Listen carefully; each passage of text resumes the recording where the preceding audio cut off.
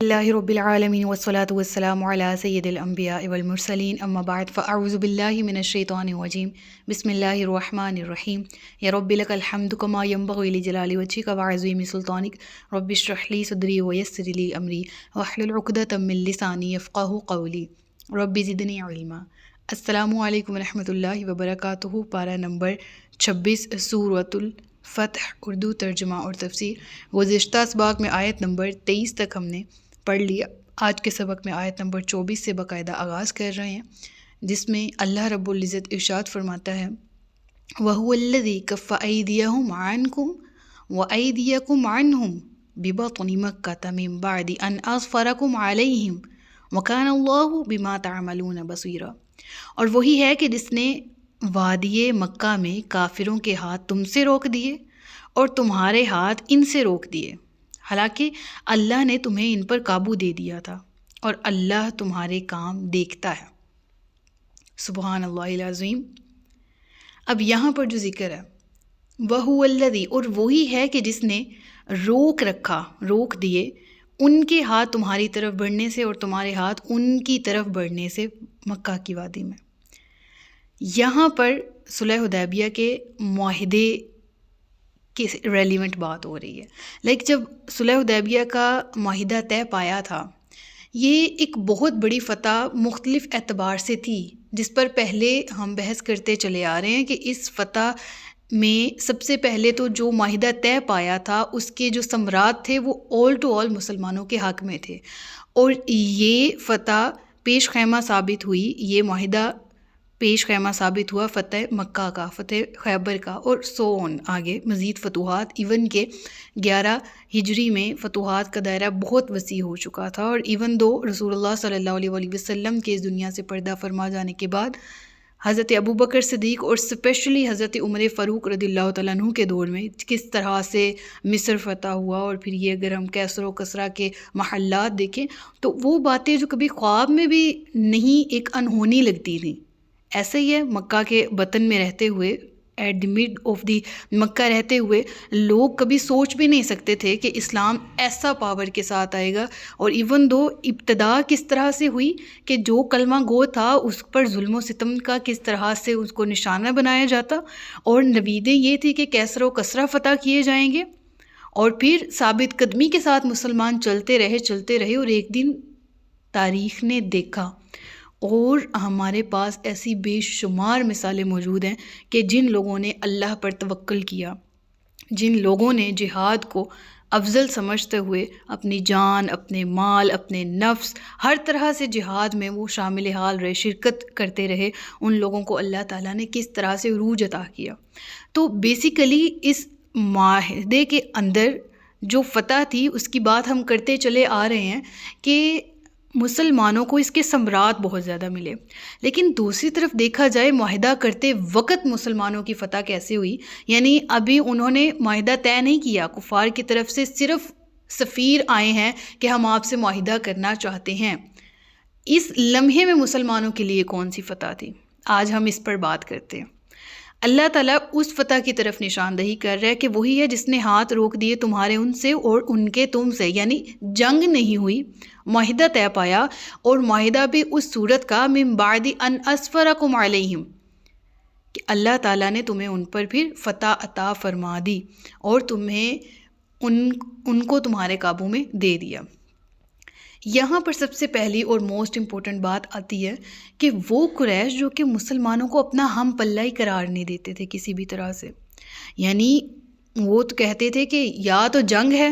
ٹھیک ہے، یا ہم، یعنی موت سے زیادہ بدتر تھا ان کے لیے کسی مسلمان کو اپنے برابر کا تسلیم کر لینا، ٹھیک ہے نا، یعنی اس قدر وہ اپنے آپ کو اثر و رسوخ والا سمجھتے تھے، اس قدر اپنے آپ کو وہ مکہ کے اندر رہتے ہوئے ایک جارہ داری انہوں نے اپنی قائم کر رکھی تھی کہ وہ کسی مسلمان کو کسی گنتی میں نہیں رکھتے تھے۔ دیکھا جائے تو قریش مکہ کے لیے مسلمانوں کو اپنا ہم پلہ سمجھتے ہوئے صلح کی دعوت پیش کرنا اور پھر شرائط کو بھی تسلیم کر لینا، جو معاہدہ طے پایا تھا، یہ موت کا سامنا کرنے سے بھی زیادہ مشکل تھا ان کے لیے۔ اور دوسری طرف دیکھا جائے کہ انہوں نے، اللہ فرماتا ہے کہ ہم نے قریش مکہ کے حوصلے پست کر دیے تھے، اس کی وجہ سے ان کے لیے مسلمانوں کا مقابلہ کرنا ممکن ہی نہیں رہا، اور پھر بھی ایٹ دیٹ پوائنٹ وہ اپنی تمام تر طاقت کے باوجود مسلمانوں کو اپنے برابر کا فریق تسلیم کرتے ہوئے ان سے صلح کرنے کے لیے تیار تھے۔ یہ بہت بڑی بلیسنگ تھی، یعنی معاہدہ طے پانا اور معاہدے کے نتائج مسلمانوں کے حق میں نکل آنا یہ ایک طرف، لیکن کفار کا یہ آ کر کہہ ہی دینا کہ ہم آپ سے معاہدہ کرنا چاہتے ہیں، اسے بھی فتح کہا گیا، اس سے بھی بہت بڑا امپورٹنٹ پوائنٹ کہا گیا مسلمانوں کی زندگی میں، اور یہ ٹرننگ پوائنٹ تھا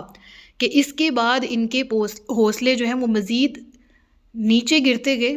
اور پست ہوتے گئے انٹل انلیس کہ پھر مکہ میں مسلمانوں نے آگے قیام کیا۔ ایون اس کی اگر بہت سی شکیں ہیں صلح کی، وہ والی شک دیکھی جائے کہ اگلے سال جب آپ آئیں گے تو ہم 3 دن کے لیے آپ کے لیے مکہ خالی کر دیں گے۔ وہ قریش جنہوں نے مسلمانوں کو ایک دور میں مجبور کیا تھا کہ وہ یہاں سے اپنے گھر بار چھوڑ کے ہجرت کر لیں، اور مسلمانوں نے جب ہجرت کی تو پیچھے سے ان کے گھر، ان کی جائیداد، پراپرٹیز، ان کے زیورات، ہر چیز پہ قبضہ کیا، یہ بھی دور دیکھا۔ اور آج وہی دور ہے کہ مسلمانوں کے آنے پہ وہ سب 3 دن کے لیے مکہ خالی کیے بیٹھے ہیں کہ آئیں اور آپ اپنے عمرے کی ادائیگی کریں۔ اللہ تعالیٰ العظیم، کیسی بڑی کامیابی ہے نا، کیسی فتح مبین ہے صلح حدیبیہ۔ ٹھیک ہے، تو یہاں پر اس طرف ذکر کیا گیا، اور اللہ پھر اپنی لاسٹ میں کیا فرماتا ہے کہ وَقَانَ اللَّهُ بِمَا تَعْمَلُونَ بَصِيرًا، اپنی قدرت کے بارے میں فرماتا ہے جو کچھ تم کر رہے ہو اللہ تبارک و تعالیٰ اسے دیکھ رہا ہے۔ هُمُ الَّذِينَ كَفَرُوا وَصَدُّوكُمْ عَنِ الْمَسْجِدِ الْحَرَامِ وَالْهَدْيَ مَعْكُوفًا أَن يَبْلُغَ مَحِلَّهُ، یہ وہی لوگ ہیں جنہوں نے کفر کیا اور تمہیں روکے رکھا مسجد حرام تک جانے سے، اور قربانی کے جانور بھی روکے گئے اپنی جگہ پر پہنچنے سے، یعنی ان کے جرائم کا تذکرہ کیا جا رہا ہے کہ جن کا ارتکاب قریش مکہ نے کیا تھا، پورے واقعے کے دوران کیا کیا، مسلمانوں کو حالت احرام میں بیت اللہ کے طواف سے روکا گیا، بلکہ قربانی کے جانوروں کو بھی قربانی کی جو جگہ ہیں قربان گاہ وہاں تک پہنچنے سے روکے رکھا۔ یہ وہی قریش مکہ ہیں جو کہ خانہ کعبہ کے متولی ہیں، یہ وہی قریش مکہ ہیں کہ جن کو ایک فیمس مقام حاصل ہے، اور یہ اس پر اپنے آپ کو بڑا پراؤڈلی اناؤنس کرتے ہیں کہ ہم خانہ کعبہ کے متولی ہیں، ہم حاجیوں کی خدمت گزار ہیں۔ انہوں نے اتنا کبیرہ گناہ کیا، انہوں نے یہ تمام اپنے کہہ لیں کہ دینی معاملات تو ایک طرف، اپنے اگر رسومات کو دیکھا جائے جو معاشرتی رسومات ہیں ان کو بھی نہ دیکھا، پس پشت ڈال دیا کہ وہ تو خانہ کعبہ کے متولیین ہیں، وہ تو ایسے حضرات ہیں کہ جنہوں نے آج تک کبھی کسی کو کعبہ کی زیارت سے نہ روکا، اور یہ 1400 افراد کی ایک تعداد ہے اور ان کو روک کے رکھا ہے۔ اور اللہ تعالیٰ فرماتا ہے اس کے باوجود، ان سب کے باوجود اللہ تعالیٰ نے فریقین کے ہاتھوں کو ایک دوسرے کی طرف، دونوں گروہوں کے ہاتھوں کو ایک دوسرے کی طرف بڑھنے سے روکے رکھا، اور ممکنہ جنگ کو ٹال دیا گیا، کیونکہ ایسی سچویشن میں جنگ تو یقینی تھی۔ تو اللہ تبارک و تعالیٰ فرماتا ہے اس میں میری حکمت تھی کہ یہ وہی کافر ہیں جنہوں نے تمہیں اس وقت مسجد حرام میں جانے سے روکا کہ جب تم حالت احرام میں تھے، اور قربانی کو قربان گاہ کی طرف جانے سے روکے رکھا۔ اور پھر ذکر ہوتا ہے کہ وَلَوْلَا رِجَالٌ مُؤْمِنُونَ وَنِسَاءٌ مُؤْمِنَاتٌ لَمْ تَعْلَمُوهُمْ أَن تَطَئُوهُمْ فَتُصِيبَكُم مِّنْهُمْ مَعَرَّةٌ بِغَيْرِ عِلْمٍ، اور اگر نہ ہوتے مکہ میں موجود ایسے مومن مرد اور مومن عورتیں جنہیں تم نہیں جانتے تھے، اندیشہ تھا کہ تم لوگ انہیں بھی کچل دیتے، تو ان کے بارے میں تم پر الزام آتا بے خبری میں، تو جنگ نہ روکی جاتی۔ دیکھیے عام طور پر جب جنگیں ہوتی ہیں، ایک مقابل جماعت کھڑی ہے اور آپ کو پتہ ہے وہ تمام کے تمام مشرکین ہیں، وہ تمام کے تمام حملہ کریں گے، اور ہم نے بیک جب حملہ کرنا ہے، دفاعی کارروائی کرنی ہے، تو اس صورت میں ہم نے اپنے آپ کو بچاتے ہوئے ان کو ناکو چنے چبوانے ہیں، اور تمام کے تمام پر ہم نے حملہ کرنا ہے برابر کا۔ ایکسیپشن یہ ہے کہ اسلام میں جو عورتوں، بزرگوں اور بچوں وغیرہ کو نقصان نہ پہنچانے کی تلقین کی گئی ہے، ریدر دین دس ہمیں مکمل طور پر دفاعی کارروائی کرنے کی اجازت ہے۔ لیکن دیکھا جائے تو یہ معاہدہ جب طے پایا گیا ہے، اس کنڈیشن میں پچھلی آیات میں ذکر آیا نا کہ اللہ تبارک و تعالیٰ فرماتا ہے کہ اللہ تمہارے کاموں کو دیکھ رہا تھا، اور بے شک وہ حکمت پر مبنی امور تھے جو اس وقت طے پائے جا رہے تھے، اور اس میں سے ایک حکمت کا ذکر اس آیت میں کیا گیا، اور وہ یہ ہے کہ عین موقع پر جنگ روکنے میں دراصل یہ حکمت پوشیدہ تھی کہ اس وقت مکہ میں کچھ ایسے لوگ بھی موجود تھے، مسلمان مرد اور مسلمان عورتیں، جو کسی نہ کسی وجہ سے ہجرت نہیں کر سکے تھے۔ ان میں ضعفاء بھی تھے، مریض بھی تھے، عورتیں بھی تھیں وغیرہ وغیرہ، اور ان لوگوں کی ہجرت نہ کرنے پر اللہ تبارک و تعالیٰ فرماتا ہے کہ ان کے لیے کوئی مواخذہ بھی نہیں تھا۔ اس کا ذکر آتا ہے سورہ النساء میں، غالباً 14ویں رکوع میں اس کا ذکر آتا ہے۔ تو یعنی وہاں پر ڈیٹیل ہے کہ اللہ ان سے مواخذہ نہیں فرمائے گا جو معذوری کے باعث یا نابینا ہیں یا وہ کسی جامع ریزن کی وجہ سے ہجرت نہیں کر پائے، اللہ انہیں معاف فرما دے گا۔ چنانچہ مکہ میں ایسے لوگ موجود تھے، اور جب جنگ ہوتی تو پھر ظاہر سی بات ہے اس طرف سے جب حملہ ہوتا تو پھر وہاں پر موجود جو لوگ ہیں، جو بے گناہ لوگ ہیں اور جو مسلم کمیونٹی ہے، وہ بھی اس کی چکی میں پس جاتے۔ الٹا مسلمانوں پر الزام آنا تھا کہ انہوں نے اپنے ہی اہل ایمان ساتھیوں کو قتل کیا۔ چنانچہ اللہ تبارک و تعالیٰ فرماتا ہے عین موقع پر جنگ کے جو ممکنہ اثرات تھے، اس کے باوجود جنگ نہیں ہوئی، معاہدہ طے پایا گیا۔ جنگ ہوتی تو یہ ایک صورت بھی نکل سکتی تھی کہ جب یہاں سے مسلمان حملہ کرتے تو مکہ پہ حملہ ہونا تھا، کیونکہ مکہ کی طرف سے حدیبیہ پہ حملہ ہونا تھا، تو اس صورت میں اہل ایمان کو بھی نقصان پہنچ سکتا تھا۔ اور اللہ فرماتا ہے لیدخل اللہ فی رحمتہ من یشاء، یعنی یہ جنگ اس لیے روکی گئی تاکہ اللہ داخل کر دے اپنی رحمت میں جس کو چاہے۔ لو تزجلوا لعذبنا الذین کفروا منہم عذابا علیما، اللہ فرماتا ہے اگر وہ اہل ایمان علیحدہ ہو چکے ہوتے تو ان اہل مکہ میں جو کافر تھے ان کو ہم ایک دردناک عذاب کا مزہ چکھا دیتے۔ یعنی مراد کیا ہے؟ لو تزجلوا، اگر وہ اہل ایمان مکہ میں موجود نہ ہوتے، ان سے الگ ہوتے، تو پھر اس صورت میں لعذبنا الذین کفروا، پھر ان کفار کا انجام سخت ترین ہونا تھا، کیونکہ جرم ہی بہت بڑا تھا۔ اور جرم کیا تھا؟ کعبہ کی زیارت سے مسلمانوں کو روکنا، کہ جس کی اتھارٹی ان کے پاس نہیں تھی، ٹھیک ہے۔ اور دوسرے نمبر پہ یہ کہ پھر جب یہ جنگ روکی گئی تو بھی مسلمانوں کی کہہ لیں سائیڈ بھاری تھی، اور ظاہری طور پر لگ رہا تھا کہ یہ معاہدہ مسلمانوں کے خلاف ہے، لیکن ایٹ دیٹ پوائنٹ میں نے جس طرح پہلے بتایا کہ ان کا پیشکش کرنا ہی ان کی شکست تسلیم کر دینے کے مترادف تھا، اور پھر معاہدے کے جو اثرات ہیں ان کی ڈیبیٹ تو پھر الگ سے، اور وہ پہلے بہت سے آیات میں اور رکوع میں گزر کے آ چکی ہے۔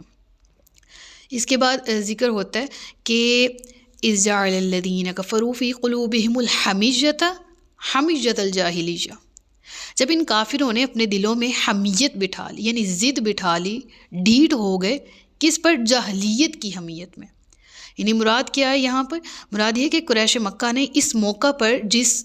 ڈھیٹ پن کا مظاہرہ کیا، جس حمیت کا مظاہرہ کیا، وہ سراسر جاہلیت کی حمیت تھی۔ یعنی وہ جس ٹون میں تھے، جو کچھ کر رہے تھے، وہ اعمال ان کے جاہلیت پسندیدگی پہ مبتلا تھے۔ یعنی ان کے دلوں میں قوم پرستی بھی تھی، روایت پرستی بھی تھی، اس کا تعصب، آبا پرستی کا تعصب کوٹ کوٹ کر بھرا ہوا تھا، اور اسی تعصب کی بنا پر انہوں نے فیصلہ کیا کہ وہ ان لوگوں کو عمرہ کی اجازت نہیں دیں گے جو اپنے باپ دادا کے دین سے پھر کر بے دین ہو چکے ہیں۔ یعنی ان کفار کے نزدیک تو مسلمان وہی تھے نا کہ جو دین چلتا آ رہا ہے، انہوں نے تو کوئی نیا دین ایجاد کر لیا ہے، باپ دادا کا دین چھوڑ دیا، تو وہ اس تعصب میں مسلمانوں کو روکے ہوئے تھے۔ اور اللہ فرماتا ہے یہ ان کا تعصب جاہلیت کا تعصب، یعنی ان کے جو آرگیومنٹس تھے وہ جاہلیت پر مبنی تھے، ان کے جو افعال تھے وہ جاہلیت پر مبنی تھے۔ اور اللہ فرماتا ہے کہ اس موقع پر پھر اللہ نے مسلمانوں کا ساتھ کیسے دیا؟ فَأَنزَلَ اللَّهُ سَكِينَتَهُ، اور اس سکینت پہ میں نے بہت سی ڈیٹیل گفتگو کی ہے پچھلے لیکچرز میں، کہ یہ بہت زیادہ نیسیسری تھنگ ہوتی ہے کسی بھی طرح کے حالات میں انسان کو ثابت قدم رہنے کے لیے، اس کے دل کو ڈھارس بندھانا، اس کے اپنے آپ کو، یعنی ایک انسان اگر پینک ہو جائے گا نا تو پھر وہ صحیح ڈیسیژن نہیں لے پاتا ہے ایٹ دی اسپوٹ۔ پینک ہو جانے کے باوجود چانسز زیادہ ہیں کہ وہ مغلوب ہو جائے، لیکن اللہ فرماتا ہے فَأَنزَلَ اللَّهُ سَكِينَتَهُ عَلَىٰ رَسُولِهِ وَعَلَى الْمُؤْمِنِينَ، تو اللہ نے سکینت نازل کر دی اپنے رسول پر اور اہل ایمان پر۔ فَأَنزَلَ اللَّهُ سَكِينَتَهُ عَلَىٰ رَسُولِهِ وَعَلَى الْمُؤْمِنِينَ، تو ایسے حالات میں اللہ نے سکینت نازل کر دی اپنے رسول پر اور اہل ایمان پر۔ اور میں یقیناً اللہ سے دعا کرتی ہوں کہ اللہ کبھی بھی کوئی اس طرح کے حالات کا سامنا ہو تو دل کو ڈھارس بندھا دینا، یعنی کوئی بھی ایسی سچویشن جو انسان سے جھیلنا اور جس کا فیس کرنا انسان پر somehow اعصابی اعتبار سے بھی دیکھا جائے اور بینگ بشری تقاضے،